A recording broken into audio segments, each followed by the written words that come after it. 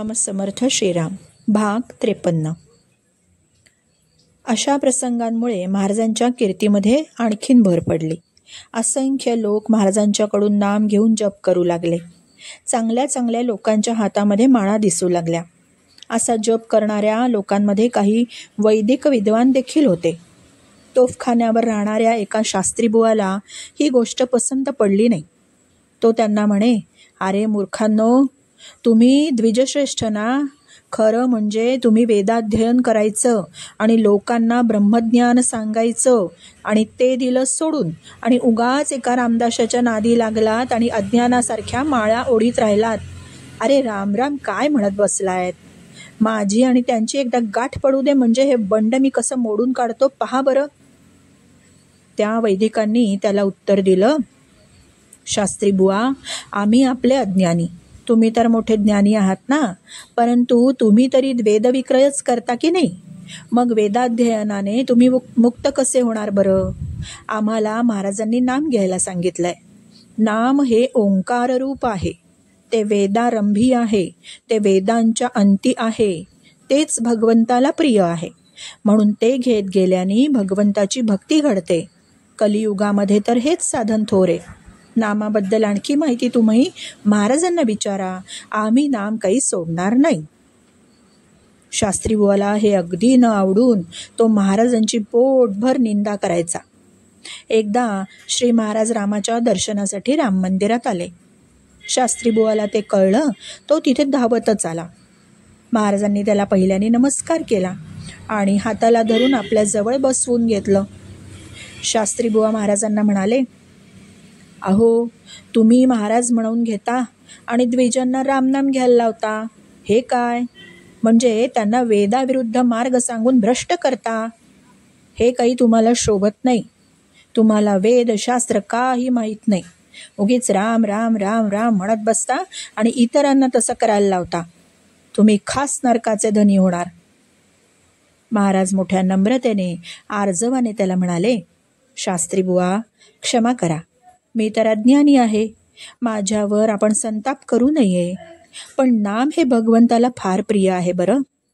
त्याचा प्रताप आपल्याला लवकरच कळेल. आपणच नाम घेऊ लागाल. त्यावर शास्त्री बुवा तुच्छतेने म्हणाले, मला वेळ लागला तरच मी नाम घेणं शक्य आहे, नाहीतर जीभ नामाचा उच्चार करणार नाही, लक्षात ठेवा. हे ऐकून लगेच महाराज म्हणाले, भगवंताची इच्छा तशीच असली तर तेही होईल. पुन्हा शास्त्री बुवा ताडकन बोलले, अरे जा, असे पुष्कळ बैरागी आणि रामदासी पाहिलेत. उगीच भलत्याच गोष्टीची नामाच्या प्रतापाची घमेंड मारू नका. यानंतर शास्त्री बुवा आपल्या घरी गेले. महाराज आपल्या मुक्कामी गेले. त्याच रात्री पहाटे पहाटे शास्त्री एकदम उठला.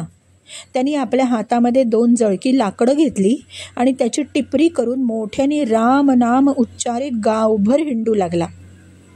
स्वतःच्या देहाची वस्त्राची देखील शुद्ध त्याला राहिली नाही. लोकांनी त्याला धरून खाली बसवलं तरी त्याचं तोंड आणि हात चालूच असायचं. लोक नाना प्रकारचे तर्क करू लागले. कोणी म्हणाले, अरे याला पिशाच्च बाधा झाली. कोणी म्हणाले, त्याचं डोकं फिरलंय डोकं. कोणी म्हणाले, त्याच्यावर ना करणी केली आहे. डॉक्टर म्हणाले, त्याला वेड लागलंय.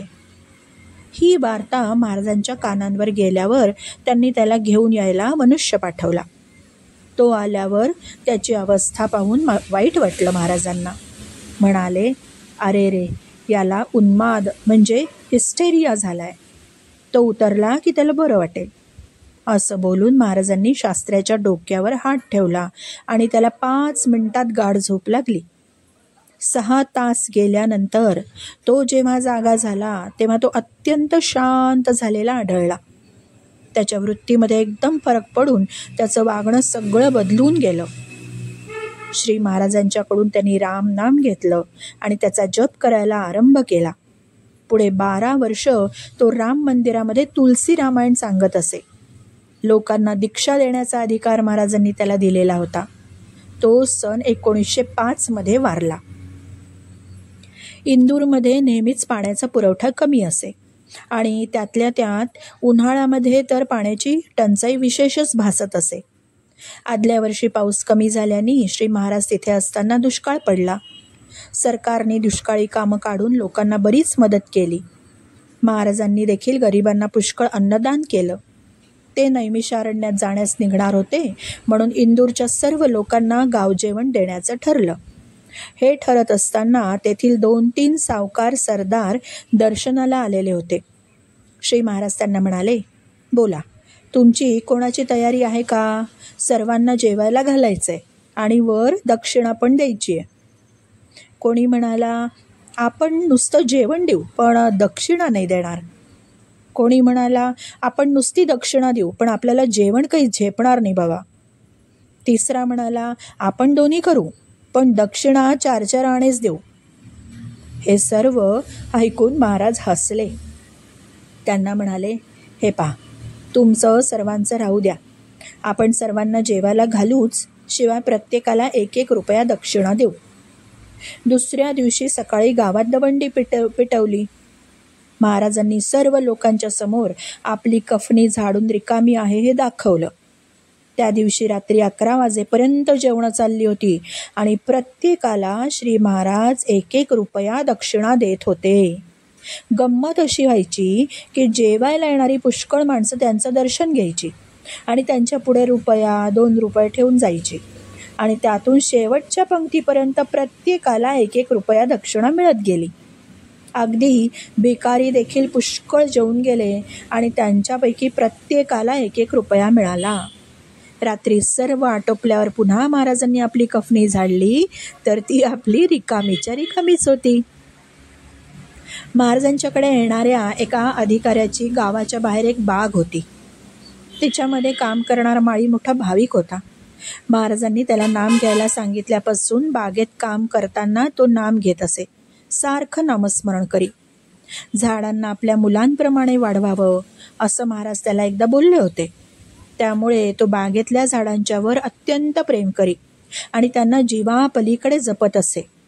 दर उन्हाळ्यामध्ये इतर सर्व बागा पाण्याच्या अभावी शुष्क होऊन जायच्या. मग दुष्काळात तर त्या सर्व ओसाड पडल्या यात नवलच नाही. पण माळीबुवाच्या प्रेमवृत्तीमुळे त्याची बाग मात्र हिरवीगार सुंदर फुलांनी नटलेली असायची. महाराज पुष्कळ वेळा त्या बागेत येऊन बसायचे. माळ्याला म्हणायचे, अरे, तुझ्या बागेमध्ये रामराया वसतील आहे, तू काळजी करू नको. परमार्थदृष्ट्या तो माळी चांगला अधिकारी होता असं श्री महाराज म्हणत असत. श्रीराम समर्थ. श्रीराम.